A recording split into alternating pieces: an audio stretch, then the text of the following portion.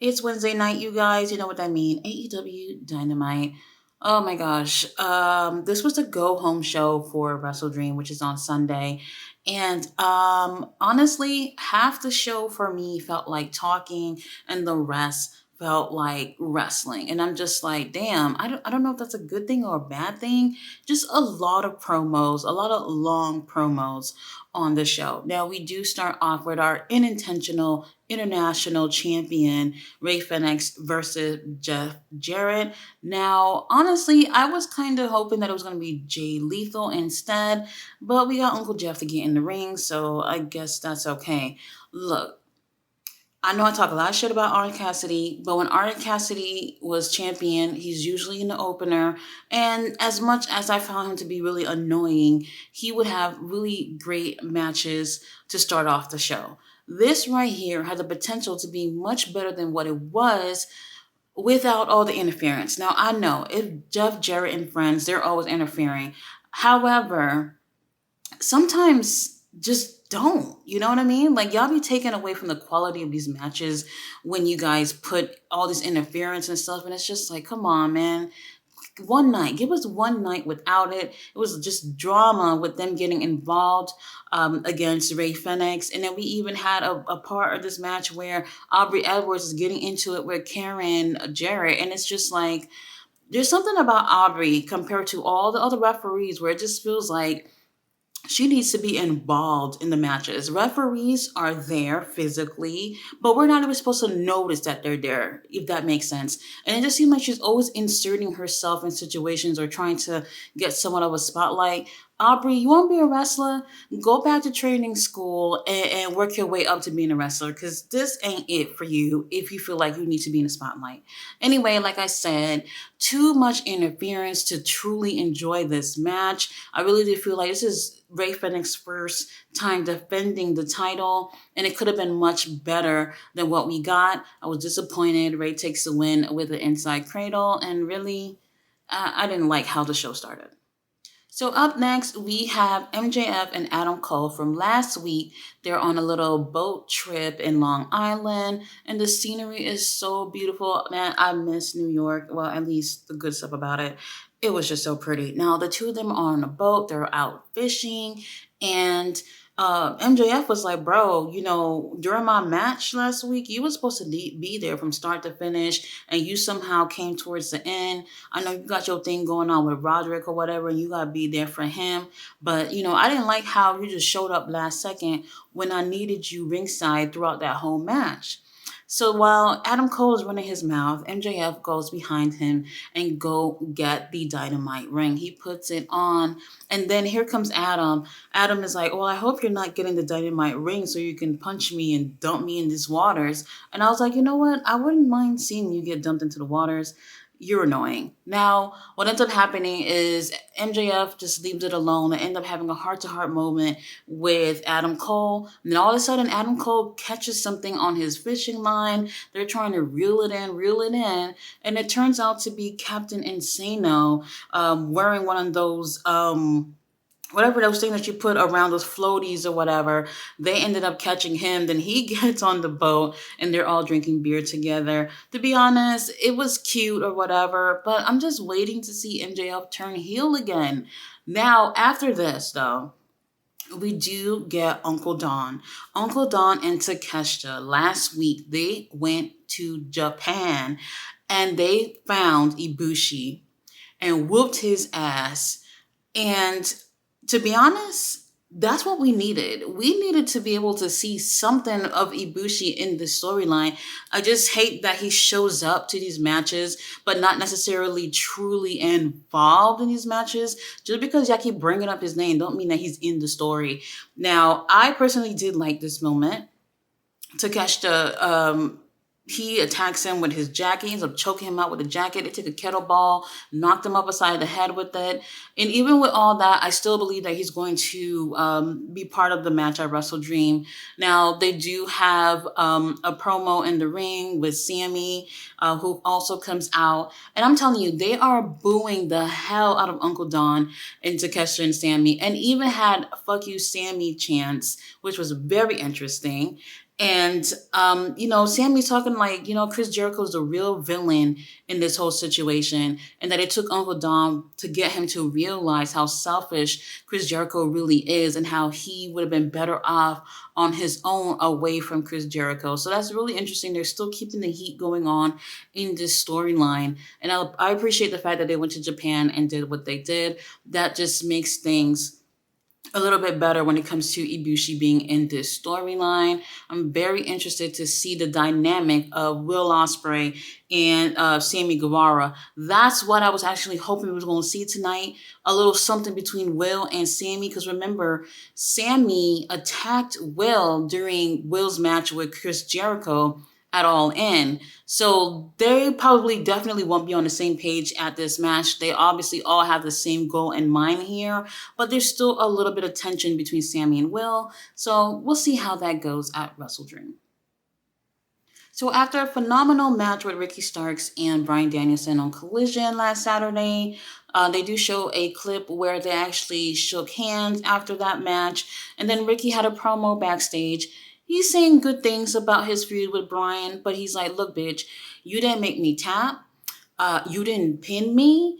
So as far as I'm concerned, things aren't over between us. So while he's doing all that talking, here comes Willie Yuta. Willie Yuta is like, look, bro, I'm sorry for, putting my hands on you the other day. You've been doing really well with Bryan in the ring.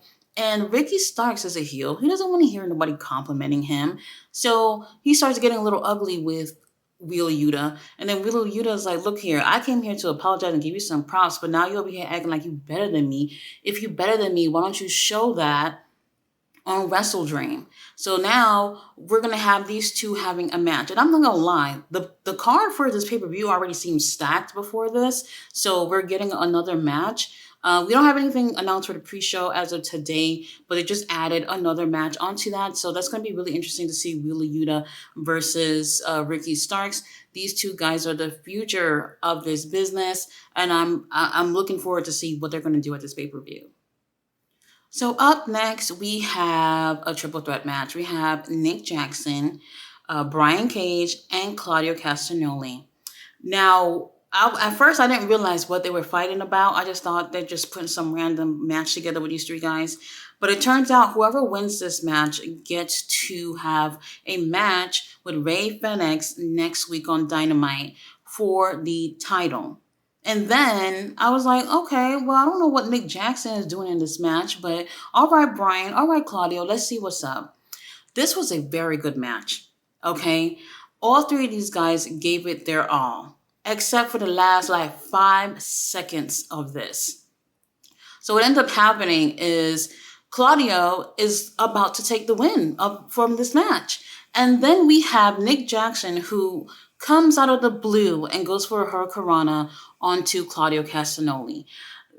The sloppiest hurricanrana I've ever seen in my life. But then we have Claudio, who still has to sell this, and it looks absolutely ridiculous. And then Nick Jackson goes for the cover and actually takes the win. This was a really great match. I'm not even going to shit on the match itself. The ending, garbage. The winner, garbage. What sense does it make, guys, that we just had the Young Bucks get the ROH 6-man tag titles for no fucking reason on Rampage the other night? And then here is Nick Jackson winning an opportunity to go for the International Gold, which he most likely won't win. And then the Young Bucks also at WrestleDream have a opportunity to go the number one contendership for the AEW tag titles. What the fuck? This shows me that the EVP status thing, when CM Punk was saying what he was saying and everybody wanted to shit on him, he was doing nothing but preaching. And I'm just like, how is the Young Bucks just putting themselves into opportunities after opportunities? That doesn't make sense. You already just won titles the other day for no reason at all. And then you're doing singles matches so that you can get singles gold. Brian Cage, who just had a great run with the 6-man tag championships, why not him? Claudio, obviously just coming from ROH World Champion. Why not him? I would have preferred Brian, to be honest, to get this opportunity. But damn, like, you know what? It is what it is. Now let's get into this promo with MJF and Adam Cole. We got some bad news, baby. So now we have our brochachos going out to the ring. Adam Cole is walking with crutches and his leg don't look good. Yeah. So they get into the ring. MJF put a chair in the middle of the ring so Adam Cole can sit down. Adam Cole let us know the bad news that he broke his ankle in like 3 different spots. So he needs surgery. And since they are the ROH tag champions, he's not gonna be able to defend them with MJF. So they had no choice but to relinquish the titles. Now, the crowd is booing. They are not happy about this. And I'm just sitting there in front of my TV like, yes, this is good. This is exactly what we need. I'm sorry you got hurt, but y'all don't need to be Ring of Honor tag champions. Now, to be fair here, Adam Cole last week on Dynamite, that elevated ramp that they had on the show, he had no choice but to jump down from it. And that's what made him break his leg, that jump. Now, the ramp is connected to the ring and there's a match going on. He cannot just run into the ring while a match is going on just so he can be there for his friend. He had no choice but to jump off of it and he ends up breaking his ankle. Tony Khan, I hope you're paying for the bill because this stupid ramp thing is definitely your idea. Now, MJF is standing there with too much damn spray tan. He just looked as dark as I did on TV. Or maybe the cheap Dynamite cameras that they have, because the ones on Collision, they're definitely more expensive. Now, he's like, you know what, bro? I feel like you breaking your ankle is my fault. So what's going to happen here is that I'm going to take this for the team and I am going to defend our ROH tag titles against the Righteous on Wrestle Dream. So it's going to be a handicap match. And I'm just like, wait, what the hell? Why can't y'all just leave the titles? Let it go. You know what? I understand. It makes a great story or whatever. But to be honest, in terms of booking here, they should have never won these titles to begin with. They have not done anything with them. Yes, they defended one time, but it was nothing. Them being champs has done nothing for Ring of Honor. Anyway, I'm moving along. Now, they're talking about that. And then here comes Roderick Strong coming out with the Kingdom. He's in a wheelchair, okay? And he has that neck brace. And also, he has on a hospital gown. And I'm just wondering, did you come out the hospital because you were hurt? Or did you come out of a mental institution? Because it looks like you were there. Now, he's like, look, Adam, I need you. This is an emergency. I need you more than ever. And then MJF cuts him off, say a couple of bad shit about him. And then he's like, you know what, Cole? I understand that was your bestie before I came in the picture, so I can respect your friendship. They hug it out, and then Adam Cole gets out the ring and ends up going to the back with the Kingdom and Roderick. And then music hits. It's Jay White? Holy shit, I'm in heaven. So initially, Jay White comes out with the Bang Bang Gang. He tells them to get their ass to the back. He can handle MJF on his own. Now, the two of them are going back and forth in a promo. And MJF says that he's been compared to Jay White before, but people have said that Jay White is better than him. And to be honest, I ain't never heard that. But if somebody told him that, then I guess. Now, they're going back and forth, and then here's Jay White saying that he is better than MJF, and that MJF got a lot going for him. Obviously, his partner, got his leg broken, and it's his fault. And also, he's so distracted with his bromance and whatever, he doesn't mind getting into the ring with MJF and taking the Triple B right off of him. Now, MJF says that Jay White is bland and boring like tofu, and then we get a tofu chant, which is so weird. We always get these weird chants with professional wrestling. If anybody who's not a fan just turns on the TV and sees this, they're just going to be like, what the fuck is this? Now, MJF gets super, super mad when Jay White calls him soft. He got so mad, then he just stares at him. And then out of the blue, he takes off his belt, unbutton his shirt, and I'm just like, holy crap, what's going on here? You look hot. Now, all that happens, and it looked like the two of them was going to start throwing hands in the ring. But then Jay White rolls out the ring, and we don't get to see anything physical with the two of them. I absolutely love this teaser that they've given us. Jay White is definitely someone that should be at the top of this roster. I do believe he's like on an 8 win streak going on in AEW, so that's great. I enjoy seeing him in the ring. I never really thought if he's better than MJF. I really do love him in the ring. However, MJF does have a more explosive personality that I absolutely enjoy, so I can't wait to see what we're going to get between these two guys. It was great, but way too long. So next we have a sit down interview with JR interviewing Christian, our TNT champion, and Darby Allen. Now, JR congratulates Christian for winning the TNT title on Collision, and Christian is like, winning? Bro, I've been the TNT champion for months now. Where have you been?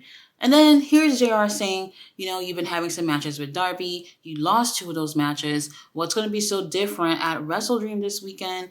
And Christian let us know that he's the champion and he's not willing to let that go. He tells Darby to bring his mama, his daddy, his sister. Don't forget Nick Wayne's mama too. And he says, you know what? You don't have to contact her. I got her number. I'll let her know to show up at Wrestle Dream. Now, this went on a little long for me, and I do believe here that after watching MJF and them in the ring for the longest, you're kind of getting a little bored here and you just want to see some matches going on. Now, what I really liked about this is that you see a lot more fire from Darby in this promo. Darby seems to be really heated in this promo, especially when Christian brings up his uncle who had died drunk driving with him in the car or whatever. And you know what? I get where they're coming from. However, I don't know if I want to see Darby win the TNT championship. It's just getting a little old for me right now, and it's going to be a 2 out of 3 falls. And I don't know. I think Christian's going to end up retaining. Maybe Luchasaurus will help him out. Who knows?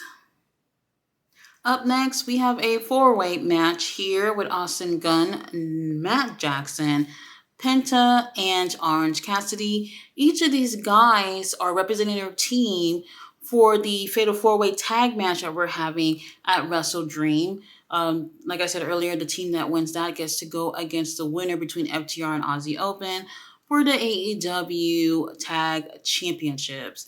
Now, this match started off slow, didn't really care for it. Business picked up halfway through, which is something that usually happens. Now, I'm not gonna lie, I just didn't really care for this. It just felt, I don't want to say random, but I don't know, the way the show was flowing, I just didn't really care. But like I said, things did pick up, and Orange Cassidy took the win. He will be teaming up with Hook on Sunday. Matt Jackson, his nose was busted, so he was bleeding, and his brother came and checked him out after the match. Who cares? I don't know. Sometimes some of these matches, just the way that the show flow, I don't really care for it. But anyway, yeah, Orange Cassidy won. Now, we do have Willow Nightingale versus Julia Hart. Now, Julia had attacked Willow the other day, and now they're having a match. And here comes Willow coming out. Willow got a bandage all over her fucking forehead and is covering one of her eyes. And I'm just like, whoa, you look horrible. The match, I didn't mind, okay? However, it's very predictable that Julia was going to take the win. When I see these two girls, I do not see Julia winning over Willow. What I don't like here is that we had Willow, who had definitely one of the best women's match so far this year with Athena. That third match that they had at Death Before Dishonor. She also won the Owen Hart Cup. And since then, what the hell has got... What happened? The way they're booking her, she just doesn't look like someone who won that fucking tournament. She doesn't look like that same girl who had that banging ass match with Athena. It's just so different, and it's really disappointing to see. There's something about AEW sometimes just not being consistent with how they're booking somebody. And I just didn't like this. And it was predictable from the jump that Julia was going to take the win. Julia wins with her submission that I cannot remember what it's called for the life of me. This is the same way that she's been winning all her matches so far. So then here comes Chris Statlander, who comes out to come help Willow, since Julia is still applying the submission even after the bell has rung, which is the same exact thing that she's been doing these past few matches. It just seems like almost all these matches were the same with Julia. And it's no hard feelings towards Julia, but it just seems like we're seeing the same thing over and over again. Now, Chris Statlander comes out, and we have Julia who hides behind Brody King. So nothing happens, but it just seems like we're going to get that match at Wrestle Dream. Julia versus Chris Statlander for the TBS title. I'm not sure how I feel about this. The way that they moved along with this was just absolutely predictable. I wish it was just better. So now we're off to the last segment of the night. We have Swerve Strickland and Hangman Adam Page contract signing for their match at Wrestle Dream.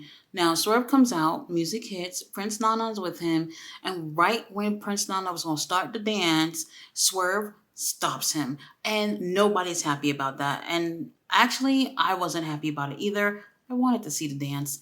Now, Swerve looks visibly upset. He just looks like he's tired of Hangman, and he's going to go over there and get shit signed, and then they're going to have their match on Sunday, and he's going to whoop his ass, and I'm here for it. Now, they have their contract signing, and this thing went maybe slightly over 10 minutes. They actually even went over 10 o'clock.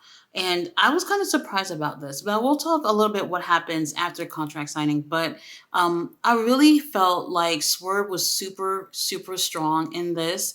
And I enjoyed everything that he had to say. And really, I'm not trying to be biased, but I just felt like in this whole promo, we really get to hear Swerve's promo skills really playing out strong here against somebody like Adam Page. Now, he says to Adam Page that really hit me right here in the chest. He said, "What's a farmer to a mogul?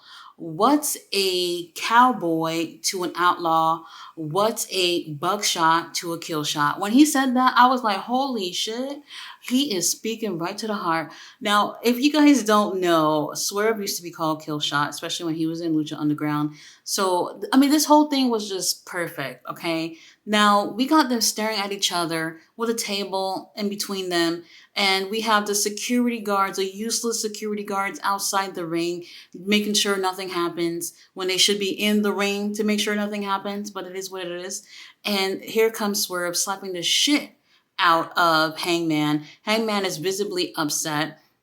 And when he slapped him, he goes and starts signing the paper. Then here's Hangman grabbing a pen and stabbing him in the hand with the pen. And I was like, wait, where have I seen this before? Oh, wait, Undertaker and Brock Lesnar's contract signing. That's the same shit that happened there. But it is what it is. I wish they did something a little bit more creative.